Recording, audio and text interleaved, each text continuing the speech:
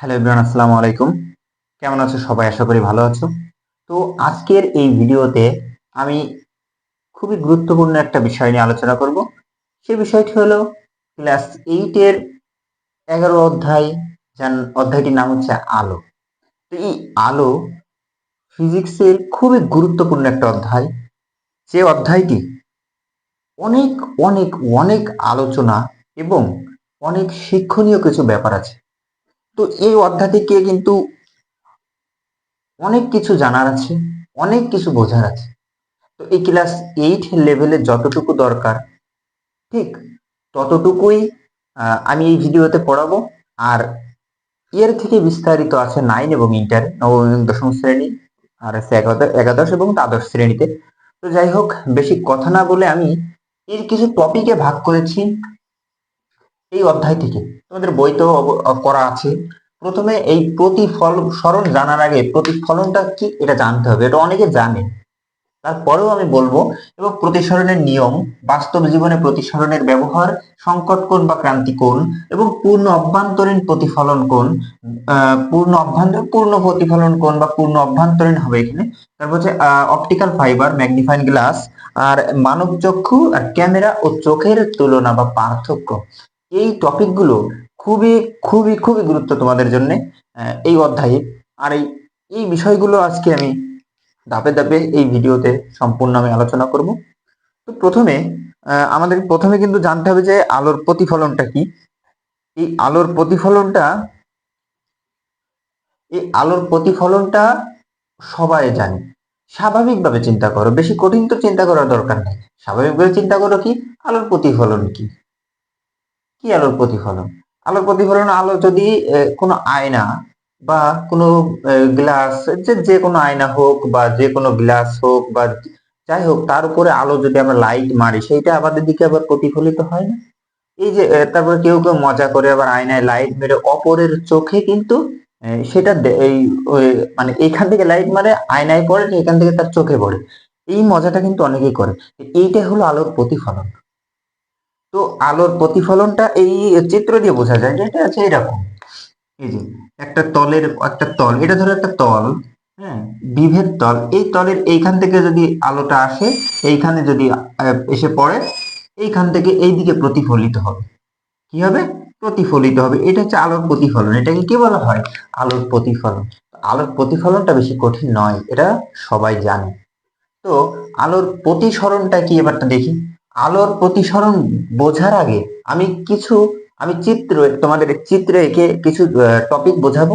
সেগুলো খুবই গুরুত্বপূর্ণ। তোমরা নামগুলো জাস্ট মনে রাখবে। দেখো সেটা কি। সেটা হলো,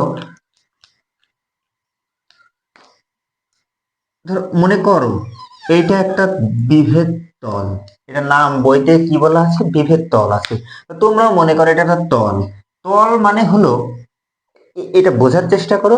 এটা এইখানে উপরে মনে করো বায়ু মাধ্যম, নিচে মনে করো পানি আছে। এই পানি আর বায়ুকে আলাদা করার জন্য এই রেখাটা কাজ করে। হ্যাঁ, এইটা হলো বায়ু মাধ্যম। আমি লিখে দিচ্ছি, এখানে হলো বায়ু, আর এটা মনে করো পানি মাধ্যম। কি মাধ্যম? পানি মাধ্যম। তো এই বায়ু আর পানি, এই মাধ্যমে আলোর কি প্রতিসরণ হবে এবং কি প্রতিফলিত হবে, জাস্ট এইটা একটু বোঝার চেষ্টা করো। জাস্ট এইটা, হ্যাঁ। তো এই বিভেদ তলে, ধরো বায়ু মাধ্যম থেকে যদি আমি একটা আলো এখানে মারি, এই লাইট মারি বা আলো এখানে যদি মারি, তাহলে কি হবে? তাহলে তার আগে একটা বিষয় বলে রাখি। ধরো বা- ধরো তোমাকে আমি যদি বলি যে তুমি রাস্তা দিয়ে এখান থেকে ওই মাথা পর্যন্ত দৌড়ে যাও, তাহলে স্বাভাবিকভাবে তুমি যেতে পারবে। এবার যদি বলি পানিতে দৌড়াও, তাহলে কিন্তু তুমি পারবে না, কারণ পানিতে কিন্তু তোমার গতিটা স্লো হয়ে যাবে। স্লো হয়ে যাবে না? তো এই আলোর ক্ষেত্রেও আলোরও কিন্তু একটা গতি আছে। আলো 1 সেকেন্ডে 3 লক্ষ কিলোমিটার যেতে পারে। এটা অনেকেই জানে, অনেকে কিন্তু জানে না। এই যে আলো যে 1 সেকেন্ডে 3 লক্ষ কিলোমিটার পথ অতিক্রম করে, এটা হলো আলোর গতি। এটা হলো আলোর গতি। এই জন্যে সূর্য থেকে পৃথিবীতে আলো পৌঁছাতে, যেহেতু সূর্য পৃথিবী থেকে 15 কোটি কিলোমিটার দূরে, সেহেতু ওইখান থেকে আলো পৃথিবীতে আসতে 8 মিনিট সময় লাগে। কেন সময় লাগছে? কারণ ওই যে আলোর একটা গতি আছে, ওই গতিবেগে আসবে। তো এই কারণে এই যে এইখানে এই বায়ুতে আলো ধরো সরাসরি চলছে, মানে সোজা একটা নির্দিষ্ট রেখা বা একটা নির্দিষ্ট পথ বরাবর সে চলছে। কিন্তু যখন সে ঘন মাধ্যমে প্রবেশ করবে, আলো যদি ঘন মাধ্যমে প্রবেশ করে, তাহলে কিন্তু তার গতিবেগের পরিবর্তন হয়। কি হয়?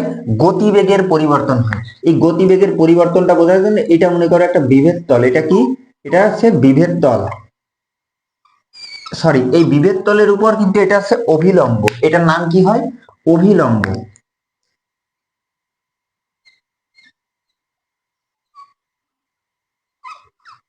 এটাকে কি বলা হয়? এটা বলা হয় অভিলম্ব। তাহলে এই বিভেদ তলের উপর যে অভিলম্বটা আঁকা হবে, এটা জাস্ট আমাদের মনে মনে আমরা ধরবো যে অভিলম্বটা আঁকা আছে, এটা বইতেও আছে। বুঝতে পেরেছো? তো এইবার আলো যদি এই বায়ু মাধ্যম থেকে সরাসরি পানি মাধ্যমে প্রবেশ করে, তাহলে আমাদের এই এই রেখা অনুযায়ী বা এই পথ অনুযায়ী আলো এইভাবে যাওয়ার কথা ছিল, সোজাই তো যাবে, তাই না? এটা স্বাভাবিকভাবে সবাই জানে, সবাই মনে করে যে আলো কিন্তু সোজা যাবে। কিন্তু আসলে এই পানিতে প্রবেশ করার ফলে আলো কিন্তু এই সোজা না গিয়ে আলো কিন্তু তার দিক পরিবর্তন করে। আলো কি পরিবর্তন করে? তার দিক পরিবর্তন করে। এই যে এই দিক পরিবর্তন করাটাই হচ্ছে আলোর প্রতিসরণ। তাহলে এই এই যে এই রেখাটাকে বলা হয় হচ্ছে আপাতিত রশ্মি। এই রেখাটাকে কি বলা হয়? আপাতিত রশ্মি। আপাতিত হচ্ছে পানিতে, বায়ু থেকে পানিতে আপাতিত হচ্ছে, তাই এটার নাম হচ্ছে আপাতিত রশ্মি। তাই এটার নাম কি? এটার নাম হচ্ছে আপাতিত রশ্মি। আর যেইটা এই এই যে এই পানি আপাতিত রশ্মিটা পানিতে বা ঘন মাধ্যমে প্রবেশ করার ফলে এই যে একটা দিক পরিবর্তন হলো, এই জন্য এই রেখাটাকে নাম হয় প্রতিসরিত রশ্মি। যেহেতু প্রতিসরণ হচ্ছে, এই যে দিক পরিবর্তন হওয়ার ফলে যে প্রতিসরণ হলো, এইটার নাম হলো প্রতিসরিত রশ্মি। ওকে, আশা করি এই এই পর্যন্ত সবার ক্লিয়ার, আশা করি। তাহলে এইটাকে কি বলা হবে? আপাতিত রশ্মি। এটাকে বলা হবে প্রতিসরিত রশ্মি। এইবার এইখানে একটা কোণের সৃষ্টি হবে, আর এইখানে একটা কোণের সৃষ্টি হবে। অভিলম্বের সাথে আপাতিত রশ্মির একটা কোণের সৃষ্টি হলো, এবং অভিলম্বের সাথে প্রতিসরিত রশ্মির একটা কোণের সৃষ্টি হলো।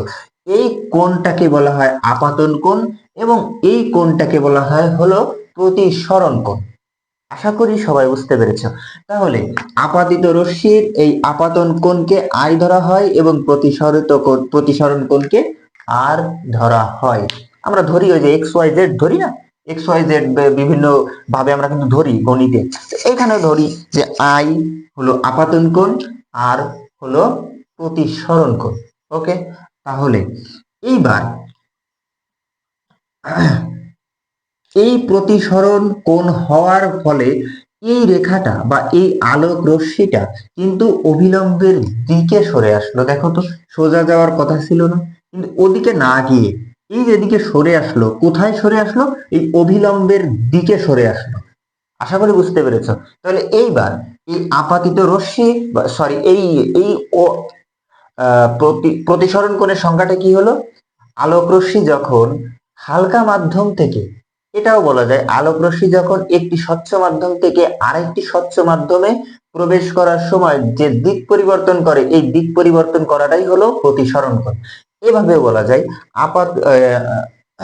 আলোক রশ্মি যখন আহ বায়ু মাধ্যম অর্থাৎ হালকা মাধ্যম থেকে পানি মাধ্যম অর্থাৎ ঘন মাধ্যমে প্রবেশ করলো, এই প্রবেশ করার সময় তার যে দিক পরিবর্তন হলো, এই দিক পরিবর্তন করাটাকেই বলা হয় প্রতিসরণ কোণ। আশা করি এই প্রতিসরণ আলোর প্রতিসরণ, সরি, এই প্রতিসরণ, তাহলে আলোর প্রতিসরণটা আশা করি সবার ক্লিয়ার। তাহলে এবার আমরা দেখব প্রতিসরণের নিয়ম। প্রতিসরণের নিয়মটি হলো আপাতিত রশ্মি যখন এই পানিতে বা ঘন মাধ্যমে প্রবেশ করে, যেহেতু অবিলম্বের দিকে সরে আসে। আচ্ছা, ভালো কথা, অবিলম্বের দিকে সরে আসলো। এইবার আরো একটি চিত্রের মাধ্যমে আমরা আপাতিত ওই প্রতিসরণ কোণের নিয়মটা আমরা বুঝে নিব। আমরা আর একটা চিত্রের মাধ্যমে, ধরো এই যে এখানে একটা কাঁচ আছে, কাঁচের টুকরা, এখানে একটা কাঁচের টুকরা আছে, বইতেই একই চিত্র বলা আছে। তোমরা কিন্তু চিত্রগুলো খুব যত্ন সহকারে আঁকবে। হ্যাঁ, খুবই খুবই সেনসিটিভ, মানে পেন্সিল স্কেল ব্যবহার করে খুব ভালোভাবে আঁকবে যাতে সৌন্দর্য দেখায়। হ্যাঁ, সুন্দর না দেখালে কোনো জিনিস তো ভালো দেখায় না। তাহলে এই একই তো এইখানেও যা, এইখানে প্রথম অংশে তাই করব। দেখো এই যে এই যে এই আলোক রশ্মিটা যখন এদিকে প্রবেশ করে, এইখানে প্রবেশ করার ফলে কি হচ্ছে, এই আপাতিত রশ্মিটা প্রতিসরিত রশ্মি হয়ে এই যে অভিলম্বের দিকে সরে আসলো। এই যে অভিলম্বের দিকে সরে আসলো না? তাহলে যেহেতু এই রশ্মিটা, মানে এইখান থেকে বোঝাচ্ছি, এই চিত্র অনুযায়ী কিন্তু এইটা, তাহলে এইটা, এই কোণটাকে কি বলা হয়, আগেরবার কি বলছিলাম, আই, মানে আপাতিত কোণ। আর এই কোণটাকে বলা হয় প্রতিসরণ কোণ। ওকে, আর তাহলে এই যে এটা মনে করো স্বচ্ছ মাধ্যম বায়ু, এইটা হচ্ছে কাঁচ, এটা আবারও বায়ু। কারণ কি, উপরে এই কাঁচের চারিপাশেই তো বায়ুই আছে, তাই না? তো এইবার এই বায়ু থেকে যখন কাঁচ মাধ্যম বায়ুর তুলনায় ঘন মাধ্যমে প্রবেশ করলো আলোক রশ্মি, তখন আলোক রশ্মি তার দিক পরিবর্তন করে এই যে এই দিকে না গিয়ে, এই দিকে না গিয়ে আলো তার দিক পরিবর্তন করে এই অভিলম্বের দিকে সরে আসলো। এটা হলো আলোর প্রতিসরণ। আলো এক স্বচ্ছ মাধ্যম থেকে আরেকটি স্বচ্ছ মাধ্যমে প্রবেশ করার সময় তার যে দিক পরিবর্তন করে, এই দিক পরিবর্তন করাটাকেই বলা হয় আলোর প্রতিসরণ। ওকে, এইবার এই আলো তো এইখানে থেমে থাকবে না, এখান থেকে আবার বেরোবে না? এই আলো এখান থেকে বেরিয়ে কোন দিকে যাবে, এটা একটু লক্ষ্য করো। এইখান থেকে মনে করো আবার আমরা আরেকটি অভিলম্ব কল্পনা করলাম। ওকে, তাহলে এই অভিলম্ব থেকে আলো কোথায় যাবে? আলো আবার বেরোবে। তাহলে বেরোনোর সময় বায়ু মাধ্যমে প্রবেশ করবে, আর বায়ু মাধ্যমে প্রবেশ করার সময় সে প্রথমে যেরকম ছিল ঠিক সেরকমই পুনরায় ফেরত যাবে। যেমন এইখান থেকে প্রবেশ করার সময় আলোক রশ্মি যেভাবে ছিল, এখান থেকে বেরোনোর সময় ঠিক সেই রকমই হলো। এইবার যেহেতু আলোক রশ্মি বাইরে থেকে, মানে বায়ু মাধ্যম থেকে ঘন মাধ্যমে প্রবেশের সময় অভিলম্ব, এই যে এটার নাম অভিলম্ব বলছিলাম না, এই যে অভিলম্ব, হ্যাঁ, এই অভিলম্বর দিকে সরে আসছে। সরি সরি, এখানে এই যে অভিলম্বের দিকে সরে আসছে। এইবার এই একইভাবে আলোক রশ্মি যখন ঘন মাধ্যম অর্থাৎ কাঁচ থেকে, কাঁচ মাধ্যম থেকে এই বায়ু মাধ্যমে প্রবেশ করবে, অর্থাৎ ঘন মাধ্যম থেকে হালকা মাধ্যমে প্রবেশ করবে। আর কিন্তু উল্টো হচ্ছে, আগের বার প্রবেশ করছিল বায়ু থেকে ঘন, হালকা থেকে ঘন, এবার হচ্ছে ঘন থেকে হালকা। তাহলে হালকা থেকে ঘন প্রবেশ করার সময় যদি আলোক রশ্মি তার দিক পরিবর্তন করে অভিলম্বের দিকে সরে যায়, তাহলে এবার ঘন মাধ্যম থেকে বায়ু মাধ্যমে প্রবেশের সময় তাহলে কি হবে, অভিলম্ব থেকে কি হবে, দূরে সরে যাবে, অভিলম্ব থেকে দূরে সরে যাবে। আর এই অভিলম্ব থেকে দূরে সরে যাওয়ার ফলে এটার নাম হচ্ছে নির্গমন কোণ। কি নাম হচ্ছে? নির্গমন কোণ। ওকে, তাহলে এইটার নাম হচ্ছে আপাতন কোণ।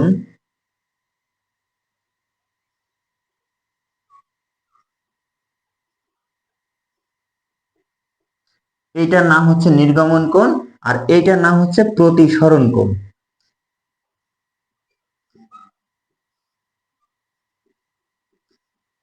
ওকে, আশা করি এই পর্যন্ত সবাই বুঝতে পেরেছো। তাহলে প্রতিসরণের নিয়ম হলো তিনটি। কয়টি? তিনটি।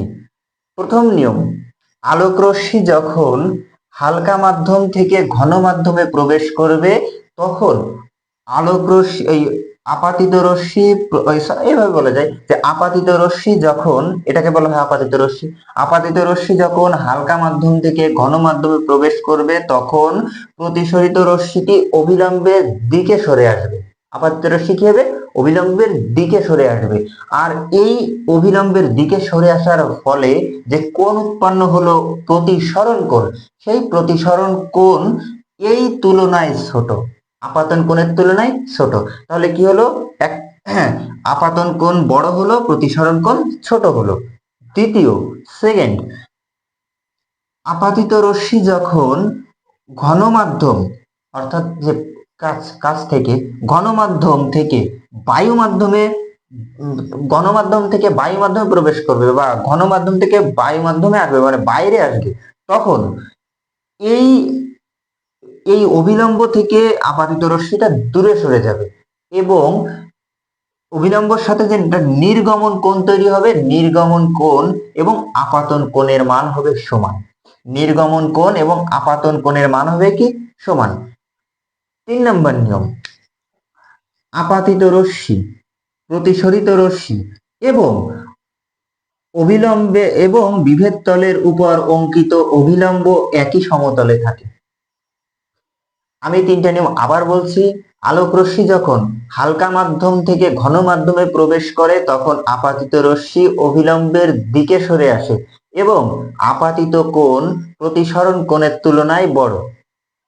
দ্বিতীয়, আপাতিত রশ্মি ঘন মাধ্যম থেকে কাঁচ মাধ্যমে প্রবেশ করা বাইরে আসার সময় আপাতিত রশ্মিটি অভিলম্ব থেকে দূরে সরে যায় এবং নির্গমন কোণ ও আপাতন কোণের মান সমান। তাহলে পরেরটা কি হবে? তৃতীয়টা হবে আপাতিত রশ্মি, প্রতিসরিত রশ্মি এবং বিভেদ তলের উপর অঙ্কিত অভিলম্ব একই সমতলে থাকে। এই হলো আলোর প্রতিসরণের 3টা নিয়ম। আশা করি এই 3টা নিয়মে কারোর আর কোনো সমস্যা নেই। পরবর্তীতে আমরা কি শিখবো? সংকট কোণ ও ক্রান্তি কোণ। তো আমরা এখন দেখবো যে সংকট কোণ আর ক্রান্তি কোণ আলোর প্রতিসরণের তাহলে আমরা দেখি সংকট কোণ এবং সংকট কোণ বা ক্রান্তি কোণটা কি, আবার পূর্ণ প্রতিফলন কোণটা কি, এটা আমরা দেখি। তো এটা এটা দেখার জন্য আমাদের আরো একটি চিত্র অঙ্কন করতে হবে, যেটা খুবই গুরুত্বপূর্ণ। তাহলে দেখো চিত্রটি কেমন হবে।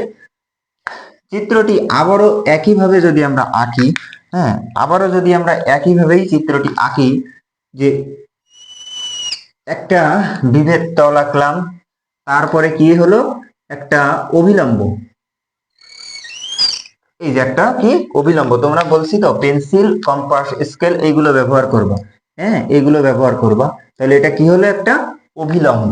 তাহলে অভিলম্ব আঁকার পরে স্বাভাবিকভাবেই এইখান থেকে যদি আমরা একটা আলোক রশ্মি কল্পনা করি, আগে আগে বলে নিই, এটা কিন্তু বায়ু মাধ্যম আর এটা হলো পানি মাধ্যম। মানে একটা হলো একটা হলো হালকা মাধ্যম আর একটা হলো ঘন মাধ্যম। এবার এই বিষয়টা খেয়াল করো যে এইবার এই প্রতিসরণ পূর্ণ প্রতিফলন কোণ বা সংকট কোণ, এই দুইটা কোণের ক্ষেত্রে যা হবে, আলো কিন্তু বায়ু মাধ্যম থেকে হালকা মাধ্যমে নয়, বরং বায়ু মাধ্যম বা হালকা মাধ্যম থেকে ঘন মাধ্যমে নয়, বরং ঘন মাধ্যম থেকে হালকা মাধ্যমে প্রবেশ করতে হবে।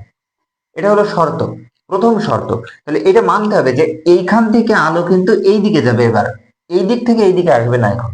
তাহলে এইবার যদি আমরা তো জানি যে আলো যখন ঘন মাধ্যম থেকে হালকা মাধ্যমে প্রবেশ করে তখন এই আপাতত রেখাটা, এই রেখাটা এই অভিলম্ব থেকে দূরে সরে আসে, এই যে এরকম অভিলম্ব থেকে কি হচ্ছে? দূরে সরে যাচ্ছে। তাহলে এই অভিলম্ব থেকে এই প্রতিসরিত হয়ে কি হবে? এই যে দূরে সরে গেল, এই দিকে চলে গেল, গেল কি না? এই দিকে চলে গেল। তাহলে এইটা যদি ধরি এ, এটাকে ধরবো এ প্রাইম, এটাকে বলা হয় এ প্রাইম। তাহলে আলোক রশ্মিটা যদি এইখান থেকে কঠিন থেকে ঘন থেকে যদি হালকায় প্রবেশ করে, তাহলে অভিলম্ব থেকে দূরে সরে গেল। এইবার এই আলোটা যদি আমরা এইখান থেকে আর একটু সরিয়ে কল্পনা করি, আর একটু সরাই দিই, মানে এটাকে যদি এই বি তে কনভার্ট করে সরাই দিই, তাহলে কি হবে? তাহলে এটা আরো নিচে নেমে আসার কথা। কি হবে? আরো নিচে নেমে এসে এই যে এই বিভেদ তলের সাথে মিশে যাবে। এবার এটাকে যদি ধরি এক্স, এখানে যদি ও এক্স প্রাইম, তারপরে যদি ধরি ওয়াই, ও ওয়াই প্রাইম, জাস্ট এটা ধরি আমরা, যাই হোক আমরা যেটাকে ধরি নি না, এরকম। তাহলে জাস্ট ধরলাম আমরা। এবার বিটাকে যদি কল্পনা করি তাহলে কি হবে? তাহলে এই যে এইখানে এই রেখার সাথে মিলে যাবে। এইবার এইখানে যে একটা কোণ তৈরি হলো, প্রথমে কোণ তৈরি হয়েছিল এইটা, এই যে এটা, কিন্তু যখন আমরা সরিয়ে দিলাম তখন এটা এই 90 ডিগ্রি হয়ে গেল না? তখন সবাই জানে তো যে সমকোণে এই যে এটা হয় 90 ডিগ্রি, এটা জানো না তোমরা? এটা হয় 90 ডিগ্রি। তাহলে কিন্তু 90 ডিগ্রি হয়ে গেল। এইবার এইখানেও একটা কোণ তৈরি হলো, এই যে এইখানে একটা কোণ তৈরি হলো, নাম দিলাম হলো কিউ। কিউ বা থেটা, থেটা নাম দিয়ে বেটার ছিল, কারণ কোণকে থেটা হিসেবে ধরা হয়। হ্যাঁ, সব গণিতের ক্ষেত্রে থেটা হিসেবে ধরা হয়। যাই হোক, ধরে যখন ফেলছি কিউ, তখন মনে করো কিউ। তো এইবার তবে এটা থেটাই ধরতে হবে, থেটাই ধরতে হয় উপরে ক্লাসে গুলোতে, এটাই আমি জাস্ট বোঝানোর জন্য ধরলাম। এই তাহলে এই বিটা যখন এইখানে মিশে যাচ্ছে, এই কিউ বা থেটা কোণের জন্য আমি থেটা দিচ্ছি, অভ্যাস হবে না, হবে না, থেটা সি মনে করো, থেটা হিসেবে কল্পনা করছি। তাহলে এই থেটা কোণের জন্য যখন এইখানে 90 ডিগ্রি তৈরি হলো, এইখানটাতে 90 ডিগ্রি তৈরি হলো, এই কোণটাই হলো সংকট কোণ। এই কোণটাই হলো সংকট কোণ। মানে বিষয়টা এরকম দাঁড়ায় যে বি এক্স বা বি ও ওয়াই বা বি ওয়াই এক্স, এই যে এই কোণটা, এই কোণটা যে 90 ডিগ্রি হলো, স্বাভাবিক কথাই মানে প্রথম কথাই বলছি, এই কোণটা যে 90 ডিগ্রি হলো, কার জন্য হলো? এই কোণটার জন্য হলো। এখন এই কোণটা যে এই কোণটার জন্য 90 ডিগ্রি হলো, এইটাকেই বলা হয় হচ্ছে সংকট কোণ। আশা করি বুঝতে পেরেছো। মানে সংকট কোণ তাকেই বলে যে যে কোণের জন্যে যে কোণের জন্যে অভিলম্বের সাথে বিভেদ তলে 90 ডিগ্রি কোণ উৎপন্ন করে, সেই কোণটিকেই বলা হয় সংকট কোণ। মানে এইখানে 90 ডিগ্রি কোণ উৎপন্ন হলো কোন কোণের জন্য? এই কোণের জন্য। এইটাই হলো তোমার সংকট কোণ। আশা করি সংকট কোণটা বুঝতে পেরেছো, এখানে কারো সমস্যা নেই। এইবার পূর্ণ অভ্যন্তরীণ প্রতিফলনটা কি? পূর্ণ অভ্যন্তরীণ প্রতিফলন ধরো এইখানে, এইবার হলো সি, এইখানে সি কল্পনা করার পরে, এখানে এটা বি প্রাইম, এটা সি কল্পনা করার পরে আলোটা যখন এই বি থেকে যদি সোজা এখানে যায়, তাহলে সি কোথায় আসবে? এখানে আবার ব্যাক করবে না? সি কি হবে? এখানে আবার ফেরত আসবে না? সি প্রাইম নাম দিলাম। তাহলে এখানে কি আবার ফেরত আসবে কিনা? আসবে তো।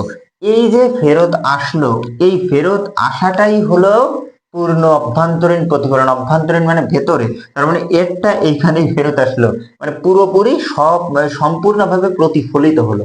কি হলো? সম্পূর্ণভাবে প্রতিফলিতই হয়ে গেল, প্রতিফলন হয়ে গেল। এই জন্য এইটার নাম হলো মানে এইটাই হলো পূর্ণ অভ্যন্তরীণ প্রতিফলন কোণ। এই যে পূর্ণ অভ্যন্তরীণ প্রতিফলন কোণ এইটা। এইবার পূর্ণ অভ্যন্তরীণ প্রতিফলন কোণের শর্ত কি হবে? দুইটা। এইটা হতে হবে ঘন মাধ্যম থেকে হালকা মাধ্যম, এটা হচ্ছে ঘন মাধ্যম পানি, এই পানি মাধ্যম থেকে হালকা মাধ্যমে প্রবেশ করতে হবে, এবং এই পূর্ণ অভ্যন্তরীণ প্রতিফলন কোণটা সংকট কোণের থেকে বড় হতে হবে। সংকট কোণের থেকে বড় হতে হবে। যে এই কোণ থেকে কি পূর্ণ অভ্যন্তরীণ প্রতিফলন কোণ বড় নয়? এই বড়, এই জন্যই এইটা হচ্ছে পূর্ণ অভ্যন্তরীণ প্রতিফলন কোণ। আশা করি সংকট কোণ আর প্রতিফলন কোণে কারোর সমস্যা নেই। এইবার আমরা পড়বো আছে অপটিক্যাল ফাইবার। এই অপটিক্যাল ফাইবারটি কি? তো আশা করি এই পর্যন্ত কারোর কোনো সমস্যা নেই। তো এবার আমরা অপটিক্যাল ফাইবারটা দেখি। তাহলে অপটিক্যাল ফাইবার হলো এমন এক ধরনের ফাইবার বা এমন এক ধরনের তার, হ্যাঁ কেবল, এমন এক ধরনের কেবল, যেই কেবলটি আলোক রশ্মি ব্যবহার করে ডেটা স্থানান্তর করে বা ডেটা পাঠায়, ডেটা বিনিময়, মানে বিনিময় হবে না, ডেটা পাঠায়, এক স্থান থেকে অন্য স্থানে কি হবে? পাঠায়। আলোক রশ্মি ব্যবহার করি। এবার আলোক রশ্মি কিভাবে ব্যবহার করে, জাস্ট একটা এক্সাম্পল দিই। আলোক রশ্মি কিভাবে ব্যবহার করে, এই মনে করে এই একটা অপটিক্যাল ফাইবারের কেবল, হ্যাঁ এইটুকু আমি জাস্ট দেখানোর জন্য। হ্যাঁ, এই অপটিক্যাল ফাইবার, এই আলোক রশ্মি এইখান থেকে এইখানে প্রতিফলিত হলো, আবার এইখানে, আবার এইখানে, এইভাবে এই যে প্রতিফলিত হচ্ছে, এই যে প্রতিফলন হচ্ছে, এই প্রতিফলন হওয়ার ফলে ডেটাটাকে খুব তাড়াতাড়ি এবং অপচয় রোধ করে আলোর প্রতিফলনকে কাজে লাগিয়ে পাঠানো হয়। এইটাই হলো অপটিক্যাল ফাইবার দিয়ে করা হয়। অপটিক্যাল ফাইবার ঠিক সেই রকমেরই একটা তার, যে তারের মাধ্যমে আলোর প্রতিফলনকে কাজে লাগানো হয় এবং এক স্থান থেকে অন্য স্থানে ডেটা বা তথ্য বা ইনফরমেশন পাঠানো হয়। আশা করি বুঝতে পেরেছ। তো এবার দেখি অপটিক্যাল ফাইবারটি কি। অপটিক্যাল ফাইবার, সরি ওই ম্যাগনিফাইং গ্লাস, তো এইবার দেখি ম্যাগনিফাইং গ্লাসটা কি। তো ম্যাগনিফাইং গ্লাস এমন এক ধরনের গ্লাস বা এমন এক ধরনের একটা প্রযুক্তি, হ্যাঁ, যেটা দিয়ে আমরা দূরের জিনিসকে কাছে দেখি, মানে দূরের জিনিসকে বড় দেখি, তাই না? এবার বিষয়টা হলো, আমরা কাছের জিনিসকে বড় দেখি এবং দূরের জিনিসকে ছোট দেখি।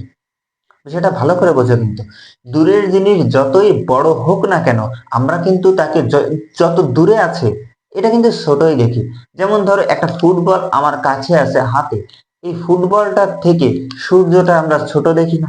তার মানে কি সূর্যটা ফুটবল থেকে ছোট? না, কিন্তু সূর্যটা কিন্তু ফুটবল থেকে অনেক বড়, এটা তো পৃথিবী থেকে বড়। তাহলে ফুটবলের থেকে আমরা কেন সূর্যটাকে ছোট দেখছি? কারণ সূর্যটা আমাদের থেকে অনেক দূরে আছে, আমরা এই জন্য সূর্যটাকে দেখছি ছোট আর ফুটবলটাকে দেখছি বড়, কারণ ফুটবল আমাদের কাছে আছে। মানুষ স্বাভাবিকভাবে কিন্তু 25 সেন্টিমিটার দূর থেকে স্বাভাবিকভাবে কোনো কষ্ট বা পরিশ্রম ছাড়াই কিন্তু দেখে। এই যে পরিশ্রম ছাড়া দেখছে মানুষ 25 সেন্টিমিটার, এটা শিশুরা কিন্তু দেখে বেটা। এইবার এই যে ফুটবলটাকে দেখছি আমরা কাছে বা বড় দেখছি, সূর্যটাকে ছোট দেখছি, কেন দেখছি? কারণ মানুষের চোখে, এটা ধরো মানুষের, হ্যাঁ, মানুষের চোখ কিন্তু ডিম আকৃতির হয়। হ্যাঁ, এটা ধরো মানুষের চোখ। এবার মানুষ যখন কোনো কিছু দেখে, এটা ধরো ফুটবল, এটা ধরো ফুটবল। এইবার এই ফুটবলের এই প্রান্ত থেকে এই একটা কোণ, ধরো এই প্রান্ত থেকে এই একটা কোণ, এই কোণের যে একটা কোণ তৈরি হয়, এই কোণ যত বড় হবে আমরা জিনিসটাকে তত বড়ই দেখবো, কোণ যত ছোট হবে আমরা তত ছোটই দেখবো। তো সূর্য ধরো এইখানে আছে, ফুটবলের থেকে বড়, আমি জাস্ট বোঝানোর জন্য, হ্যাঁ, একটু কম বড় দিলাম। তাহলে এই কোণটা ধরো এখান থেকে এই যে ছোট হচ্ছে, কিন্তু এই যে ছোট হয়ে গেল এখান থেকে, হ্যাঁ, মনে করো ছোট হয়ে গেল। এই যে কোণটা যে ছোট হচ্ছে, এই যে দূরের বস্তু এইখানে যদি কল্পনা করি, যত বড়ই হোক না কেন, তখন কোণ হতে হতে হতে হতে হতে হতে কি হবে? ছোট হতে থাকবে না? এই কারণে দূরের বস্তুকে আমরা ছোট দেখি, যদিও সে বড়। আশা করি। এইবার ম্যাগনিফাইং গ্লাস কি করে? ম্যাগনিফাইং গ্লাস করে কি, এখানে যদি আমরা ম্যাগনিফাইং গ্লাস কল্পনা করি, হ্যাঁ, ম্যাগনিফাইং গ্লাস যদি এখানে কল্পনা করি, তাহলে এই জিনিসটাকে আমরা কিন্তু বড় দেখব, মানে কোনটা তখন কিন্তু বড় হবে, এই জন্য আমরা সেই জিনিসটাকে বড় দেখি। আশা করি বুঝতে পেরেছো ম্যাগনিফাইং গ্লাস কিভাবে আমাদেরকে বড় দেখায়। তো পরবর্তী পার্টে এই পার্টটা আমি একটু আলাদা করব, মানবচক্ষু এবং ক্যামেরার এই বিষয়টা আমি আলাদা পার্টে বোঝাবো। তো এই পর্যন্ত সবাই ভালো থাকো, সুস্থ থাকো। আসসালামু আলাইকুম। তো এই যে এই এই এতগুলো টপিক, এই যে এতগুলো টপিক আমি তোমাদেরকে পড়ালাম, এই টপিকগুলোর মধ্য থেকে অনেকে কিন্তু বুঝতে পারবে, অনেকে আবার বুঝতে পারবে না। কেন বুঝতে পারবে না? কারণ তার তো মনে সমস্যা। কারণ সে কি করে, সে দেখছে, ভিডিও দেখার কথা তাই দেখে, সেটা এই ভিডিও হোক কিংবা অন্য ভিডিও হোক, মানে মানসিকতার কোনো চেঞ্জ তার মধ্যে থাকে না, মানসিকতার কোনো পরিবর্তন তার মধ্যে থাকে না। মানসিকতার পরিবর্তনটা আনতে হবে। শুধু উপরের এই ফিটনেস বা উপরের পোশাক পরিবর্তন ওই পাল্টালেই বা ওইটা আকর্ষণীয় দেখালেই কিন্তু হবে না। ভেতর থেকে যদি পরিবর্তন না হয়, এই ভেতর থেকে যদি পরিবর্তন না আসে, তাহলে কিন্তু সেই মানুষটি পরিবর্তন হবে না। যে একটা মানুষ ভেতর থেকে যেমন, তার প্রকৃতি হবে ঠিক তেমনই। একটা গল্প বলি, সেই গল্পটা হলো, একটা বয়স্ক লোক, সেই বয়স্ক লোক গ্রামের মধ্যে বিভিন্ন কালারের বেলুন সে বিক্রি করত, লাল, নীল, সবুজ, হলুদ, বিভিন্ন কালার, বিভিন্ন ওয়েতে সে কিন্তু বিক্রি করতো। ওইখানে কিন্তু সেই বেলুনের ভেতরে যে গ্যাস থাকে, ওই গ্যাসগুলো কিন্তু একই, একই না? সে করে কি, প্রত্যেক দিন করে একটা বেলুন সে ছেড়ে দিত, যাতে বাচ্চারা তার প্রতি আকৃষ্ট হয়। এই বাচ্চারা যে তার প্রতি আকৃষ্ট হওয়ার জন্য সে বেলুনটাকে প্রত্যেকদিন একটা করে আকাশে কি ছেড়ে দেয়, বেলুনটা উপরে উঠে যায়, উড়ে, বেলুনটা আকাশে উড়ে যাচ্ছে। এই উড়ে যাওয়ার ফলে বাচ্চারা কিন্তু দেখে আনন্দিত হয়ে তার থেকে সেটা কেনে। একদিন একটা বাচ্চা কৌতূহলী হয়ে তার কাছে জিজ্ঞেস করলো, এই যে বেলুনটি আকাশে উড়ে যাচ্ছে, আপনি যে বেলুনটি ছাড়লেন এই মাত্র, সেটা তো সাদা, আপনি যদি লাল রঙেরটা ছাড়েন সেটাও কি আকাশে উড়বে? অবশ্যই উড়বে। সে দাদু বললো, হ্যাঁ, অবশ্যই উড়বে। কেন? কারণ এই বেলুনের সাদাটার ভিতরেও যে গ্যাস, ওই লালটার ভিতরেও একই গ্যাস। তাহলে এটা থেকে বোঝা গেল যে উপর থেকে যেমনই হোক না কেন, দেখতে যেমনই হোক না কেন, ভিতর থেকে একটা মানুষ যেমনই, সে কিন্তু ঠিক তার আচার আচরণ বা স্বভাবের দিক থেকে ঠিক সে তেমনই। তো এই কিছু কিছু ভুল আছে যেগুলো অনেকেই কিন্তু ধরিয়ে দেওয়া যায়, আবার কিছু কিছু ভুল আছে যেগুলো কিন্তু ধরিয়ে দিলেও সমস্যা ও না দিলেও সমস্যা। যেমন কাউকে ভুল ধরিয়ে দিলে কিন্তু কেউ কেউ শত্রু শত্রু হয়ে যাবে, ভুল ধরিয়ে দিচ্ছে আমার, এই জন্য সে কিন্তু শত্রু হয়ে গেল। এই জন্য একটা কথা আছে না, যে জ্ঞানী লোকের ভুল ধরিয়ে দিলে হয় বন্ধু, আর মূর্খের ভুল ধরিয়ে দিলে হয় শত্রু। যে জ্ঞানী সে কিন্তু প্রকৃত পক্ষেই তার ভুলটা শুধরে দিবে, কিন্তু যে মূর্খ সে তাকেই বানাবে শত্রু, যে তার ভুলটা ধরিয়ে দিয়েছে। তো এই এই বিষয়গুলো আহ আশা করি মাথায় রেখেই সবার পড়াশোনাটা করা উচিত। তো পড়াশোনাটা তো আর এমনি এমনি হবে না, বা জোর করে কোনো স্যার বা ফ্যামিলির লোক কিন্তু তাকে পড়াশোনা করাতে পারবে না। পড়াশোনা যদি করতে হয় তাহলে নিজের ইচ্ছায়, নিজের অন্তর থেকে সেই একটা অনুভূতি, এক শক্তি জাগ্রত হলেই কিন্তু সে পড়াশোনাটা করতে পারবে। তা না হলে কিন্তু সে পড়াশোনা হোক বা অন্য কোনো কাজ হোক, যদি মন থেকে না করে তাহলে কিন্তু সেটা কোনোভাবেই সম্ভব নয়, একেবারেই ইম্পসিবল হয়ে যাবে তার পক্ষে।